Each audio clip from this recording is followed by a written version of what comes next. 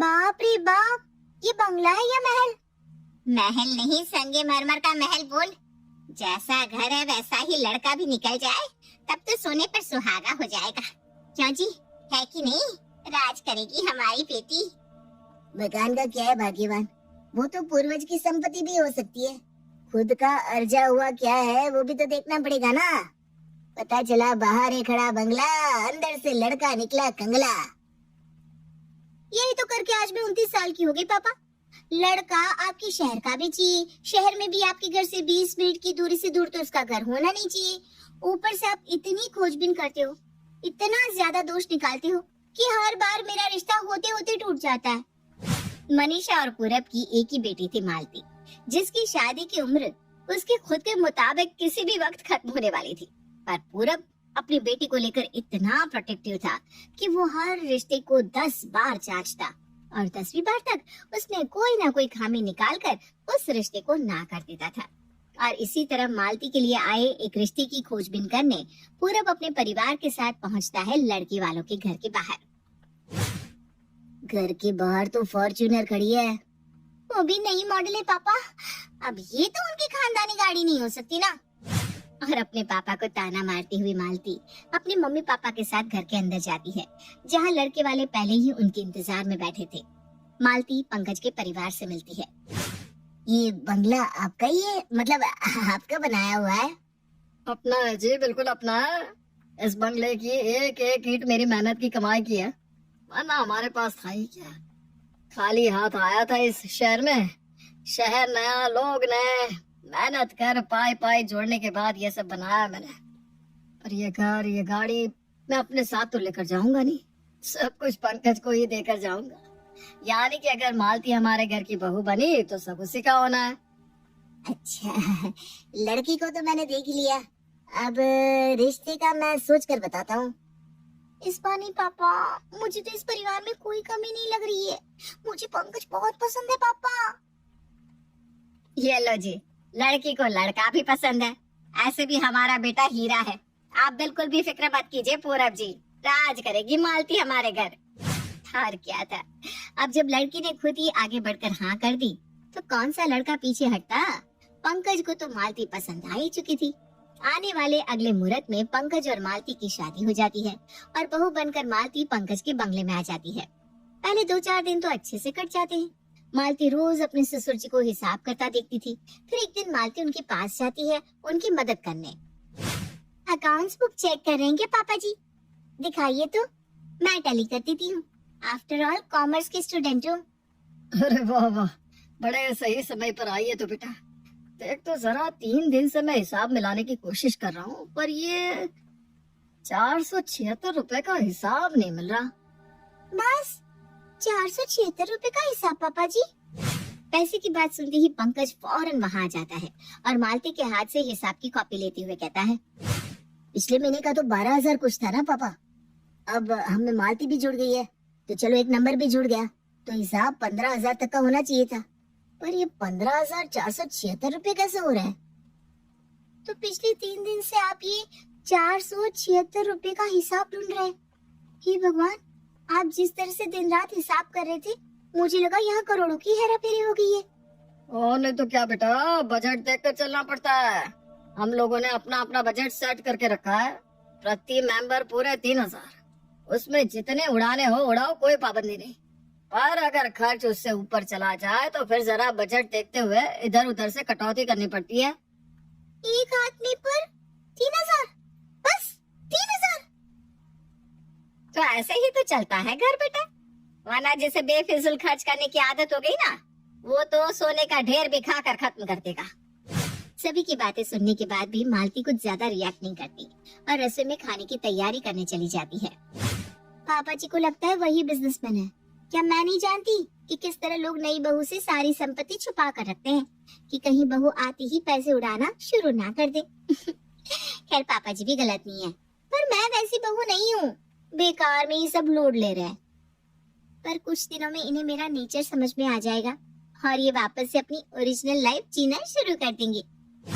बाहर हुए पूरे डिस्कशन को एक झूठ समझकर मालती तो अपनी ही धुन में खाना बनाने लगती है और रात को सभी खाने की टेबल पर बैठकर खाना खाना शुरू करते हैं। बड़े दिनों बाद किसी और के हाथ का खाना खाया है। भाभी मजा आ गया कसम से। बहुत ही टेस्टी खाना बनाया है आपने। सही में मुझे भी ना वैसे आलू की सब्जी बड़ी अच्छी लगी, पर मुझे लगा मैं खुद की बनाई सब्जी की तारीफ करूंगी तो कहीं अपने मुंह मिट्टू ना लगे। मम्मी जी एक और रोटी पास कीजिए ना। बताओ तो हैं? एक और रोटी? 2 रोटी तो खा ली बहू तूने। हम ना 2 ही रोटी खाते हैं। अब क्या है ना, रात को ज्यादा खाने से गैस भी तो हो जाती है।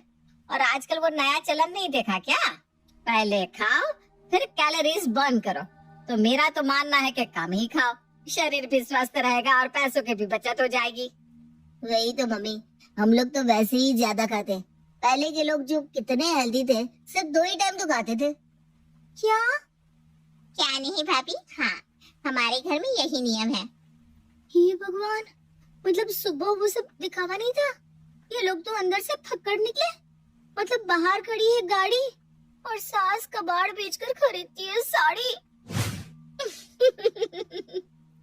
अभी तो ये बस एक शुरुआत थी। मालती ने तो अपने ससुराल वालों की असली कंजूसी अब तक देखी नहीं थी। अगली सुबह अपनी सास से बचते हुए मालती मार्केट सब्जी लाने निकलती है। अरे रुक रुक बहू, मुझे भी सब्जी लाने जाना है। वैसे तू कहाँ जा रही है सुबह सुबह? वही तो सब्जी लाने मम्मी जी। अरे रुक रुक रुक, मैं चप्पल पहन कर आती हूँ, मैं भी चलती हूँ। तुझे ना आज सब्जी लेना सिखा दूंगी। तू नहीं जानती यहाँ के सब्जी वालों को, मैं साथ नहीं गई तो वो सब्जी वाला रमेश ना तुझे ठगी लेगा। और ये बिना थैला लिए कौन सी सब्जी लाने जा रही थी? बेकार में एक थैली देने के लिए 5 रुपए मांग लेते हैं सब्जी वाले। और मालती के साथ पूजा भी चल देती है सब्जी मार्केट। यहाँ वहाँ सब्जियाँ छांटना शुरू कर देती है। 30 रुपए अभी दूंगी मैं तुझे, 30 रुपए। दाम तो ऐसे बोलता है जैसे पहली बार तुझसे सब्जी ले रही हूँ। चल 10 में दे दे। नहीं पड़ता माँ जी, आपको तो मैं बोल बोल कर परेशान हो गया हूँ। पिछले 20 मिनट से वही रट लगाए जा रही है। 30 से कम नहीं होगा, बस इतने में लेना है तो कहिए, मैं पैक कर दूं, नहीं तो आप कहीं और से ले लीजिए। अरे कैसे नहीं देगा तू, मैं भी देखती हूँ। भिंडी तो मैं तेरी दुकान से ही लेकर आऊंगी। और सब्जी मंडी में जोर जोर से पूजा सब्जी वाले से मोल मुलाई करने लग जाती है। और इत्तेफाक से मालती की सहेलियां भी उसी मार्केट में सब्जियां खरीद रही थी। अपनी सहेलियों के सामने अपनी सास को 2-2 रुपए के लिए सब्जी वाले से लड़ता देखकर मालती तो शर्मसार हो जाती है। छोड़िए ना मम्मी जी, या तो ले लीजिए 30 रुपए में सब्जी या मत लीजिए, पर चलिए यहाँ से किसी और सब्जी वाले से ले लीजिए, सारे लोग देख रहे हैं। मेरे साथ आज मेरी बहू है, वरना मैं 10 रुपए से 1 पैसा ज्यादा नहीं देती। चल अब 15 में डन कर, चल। और जब रमेश भिंडी पैक कर रहा होता है, चुपके से पूजा एक लौकी अपनी थैली में डाल लेती है, जिसे देखकर मालती की सहेलियां जोर जोर से हंसकर उसका मजाक उड़ाने लगती है। मिल गया तुझे सपनों का महल, उससे अच्छा अंकल जी की बात मानकर जरा जांच परख कर लेती। बेचारी मालती अब कर भी क्या सकती थी।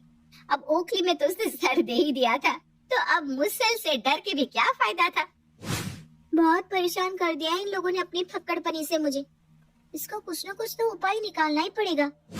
मालती खुद में ये बात कर रही थी कि तभी उसे अपने ससुर के कराहने की आवाज आती है। महेश की आवाज सुनकर पूजा और मालती भागते हुए उसके कमरे में जाते हैं, जहाँ वो देखते हैं कि पेड़ पकड़कर महेश इधर उधर करवटें बदल रहा है। ओह माय गॉड, लगता है पापा के पेट में बहुत जोरों का दर्द हो रहा है मम्मी जी। हाँ बेटा, देखना तो कैसे तड़प रहे हैं तेरे पापा जी। हमें ना डॉक्टर के पास लेकर चलना चाहिए। ऐसी कोई बात नहीं बहू, ऐसे दर्द तो आते जाते रहते हैं। जरा सा ज्वाइन ला दे, नाभि पर रख दूंगा तो दर्द में आराम हो जाएगा। इतनी क्या कंजूसी करनी पापा जी की जान ही चली जाए। मैं अभी गाड़ी निकालती हूँ, 5 मिनट लगेगा पापा जी, हम डॉक्टर के पास पहुँच जाएंगे। आप फिक्र मत कीजिए, पैसे मैं दे दूंगी। अपने ससुर जी और सास को गाड़ी की बैक सीट पर बिठाकर मालती गाड़ी स्टार्ट करती है। गाड़ी मुश्किल से 1 किलोमीटर भी नहीं चलती कि महेश कहता है, इससे ज्यादा और नहीं चलेगी गाड़ी बहू, गाड़ी रोक दे। पर क्यों पापा जी, आपके पेट में दर्द है ना, ये सारी बातें तो हम डॉक्टर के पास जाकर भी कर सकते हैं। ये बेकार की बात नहीं है बहू, ये तो सबसे इम्पोर्टेंट बात है। गाड़ी तो हमने बस खड़ी करके रखी है, चलाते थोड़ी ना है। तभी मैं सोचूं इस गाड़ी पर धूल क्यों जमी हुई है। सामने देख बेटा, डैशबोर्ड पर एक डायरी रखी हुई है, उसे हम मेंटेन करते हैं कि गाड़ी कितनी चली है, कितने मिनट के लिए चली है, कितना डिस्टेंस कवर किया है हमारी गाड़ी ने, कितने का तेल लग गया। इस महीने वैसे भी शादी के कारण बहुत मेहमानों का आना जाना हो गया था ना इस गाड़ी में। वैसे भी बेचारी पिछले महीने ज्यादा चल चुकी है, तो अब बचत तो करनी पड़ेगी बहू। तो ना यहाँ साइड में गाड़ी पार कर दे। और पूजा जी जरा डायरी में लिख लीजिए ना, आज गाड़ी 1 किलोमीटर चली है। हाँ बहू, तेरे ससुर जी ठीक कह रहे हैं। क्यों बेकार में गाड़ी का तेल फूंकना। पापा जी ने जो बताया तू डायरी में नोट कर, तब तक मैं ऑटो रुकवाती हूँ। आप दोनों ये क्या बोल रहे हो, मेरा तो सर चकरा जाएगा। इतनी कंजूसी। अरे तू 2 मिनट रुक ना बहू, कुछ नहीं होता, पलक झपकते ही ऑटो मिल जाएगा। वैसे तो ऑटो की भी जरूरत नहीं है, 2 पैर मारने हैं और सीधा क्लिनिक पर। तेरे पापा जी के पेट में दर्द हो रहा है, ऑटो रुकवाना ही पड़ेगा। कड़ी धूप में पूजा सड़क पर ऑटो रुकवाती रहती है, पर पूजा की शक्ल देखकर कोई ऑटो वाला ऑटो नहीं रुकता। 10 मिनट तक ऑटो का इंतजार करने के बाद पूजा को एक ऑटो मिलता है और फौरन तीनों ऑटो पर सवार होकर पहुंच जाते हैं डॉक्टर के क्लिनिक। छोटे से दर्द के लिए इतने बड़े क्लिनिक ले आई बहू, तू ना पूरा बजट बिगाड़ कर रहेगी। 40 रुपए मैडम। 40 कैसे? हाँ 40? तू गाड़ी चला रहा है कि घोड़ा चला रहा है? और हम तो 3 ही लोग हैं, चौथा तो तू है, तो 10 तो तेरे भी कटेंगे। बताओ भाई, अपना किराया भी हमारे में जोड़ रहा है। हम 3 लोगों का तो वैसे ही 30 रुपया होता है। ये ले 25 रुपए, और पैसा नहीं है मेरे पास। ये क्या बात हुई भला? 25? क्या मजाक है?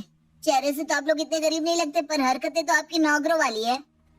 बाहू, तू अपने ससुर जी को डॉक्टर के पास लेकर जा, मैं अभी इसके होश ठिकाने लगाती हूँ। और 5 रुपए के लिए पूजा ऑटो के आगे सो जाती है। अरे ये क्या कर रही है आप? ऑटो सामने ही खड़ा है बहू, दर्द भी मुझे अब कम महसूस हो रहा है। चलो वापस चलते हैं, बेकार में डॉक्टर एक लंबा लिफाफा पकड़ा देगा सो अलग। और अपनी सास की इतनी ऊंची हरकत देखकर और ऐसी हालत में भी अपने ससुर को पैसा बचाता देख मालती ये ठान लेती है कि अब इन सब के होश ठिकाने लगाकर ही रहेगी। और पूरी दुनिया में चुनकर मालती ये अपनी ननद के लिए एक ऐसे लड़की का रिश्ता ढूंढ कर लाती है जो कंजूसी में उसके ससुराल वालों से 100 गुना आगे था। और लड़की का परिवार पहुंच जाता है मालती के ससुराल। पिंकी बेटा, मेहमानों को नाश्ता परोसो। नमकीन और नाश्ते की प्लेट पिंकी लड़के वालों के सामने रखती है। नाश्ता देखते ही लड़के वाले भूखे कुत्तों की तरह नाश्ते पर टूट पड़ते हैं। आराम से खाइए ज्ञान चिंची, वरना खाना गले में ही अटक जाएगा। अब जाकर जान में जान आई महेश बाबू। बताइए, कल रात चढ़े थे ट्रेन में, उसके बाद टैक्सी, फिर पैदल, अब जाकर शाम के 5 बजे आपके यहाँ पहुँचे। 24 घंटे के ऊपर हो गए भूखे। कई खाने के रेस्टोरेंट दिखाई पड़े, पर मजाल है कि हम कहीं भी उतर कर खा ले। और खाते भी क्यों, जब हमें पता है कि हम 1000 रुपए लगाकर लड़की को देखने जा रहे हैं, तो उसका परिवार हमारी खातिरदारी तो करेगा, है कि नहीं? अब हम 1000 रुपए जितनी मोटी रकम सिर्फ लड़की को देखने आने की खर्च कर सकते हैं, तो लड़की वालों का भी कोई फर्ज बनता है कि नहीं? इसीलिए आपके स्वागत का पूरा आनंद लेने हम भूखे ही रहे। नाश्ते की पूरी प्लेट चाट चाट कर सफा चट करने के बाद महिमा कहती है, ऐसे थोड़ा और नाश्ता मिलेगा क्या पूजा बहन? हाँ आंटी, क्यों नहीं। और महिमा अपने बैग से 3 टिफिन निकालती है और टेबल पर रखे हुए सारे स्नैक्स को अपने टिफिन में भर लेती है। वो क्या है ना बेटा, अब हम वापस लौटेंगे तब भी तो भूख लगेगी, तो रास्ते में यही नाश्ता काम आ जाएगा, बेकार में क्यों खर्च करना। और इसमें से कुछ बच गया तो कल दोपहर के खाने में काम आ जाएगा। ऐसे घर के एक टाइम के खाने की राशन की बचत भी तो हो जाएगी। जो है टाइट बोतल लाई थी ना आप, उसमें कोल्ड ड्रिंक भी भर लीजिए। वैसे आजकल ना पानी का बोतल भी बताइए कितना महंगा हो गया है। अब तो पानी भी मुफ्त में नहीं मिलता, इसलिए हम तो अपना पानी का बोतल घर से ही लेकर निकलते हैं। अरे बहू, जरा ये पानी की बोतल तो भरकर ला देना। बहुत कंजूसी की थी महेश जी और पूजा जी ने, पर वो कभी किसी के घर से डब्बा पैक करके नाश्ता नहीं लाए थे। पर अपने घर आए मेहमानों को ये भी करता देख वो बड़े हैरान थे। आज उन्होंने कंजूसी का ये गुण भी देख लिया। अब हमें छोटा मोटा आदमी मत समझिएगा महेश बाबू। प्रमोद बाजार में हमारा खुद का मार्केट है, 2 बंगले हैं। आपका बंगला तो हमारे बंगले के आगे कुछ भी नहीं है। 4 गाड़ियां रहती है घर के बाहर। मेरे बाद ये सब किसका होगा? प्रेम को ही तो देकर जाऊंगा ना। और अगर आपकी बेटी हमारी बहू बनी तो सब कुछ पिंकी का ही हो जाएगा। जब आपके पास इतनी संपत्ति है, फिर भाई साहब आप इतनी कंजूसी क्यों करता है? लो जी कर लो बात। पैसे पेड़ पर थोड़ी ना होते महेश बाबू। इसी तरह कंजूसी कर करके तो मैंने अपने 2 बंगले बनाए हैं। अपने पूरे जीवन में कपड़ों पर एक पैसा नहीं गवाया मैंने।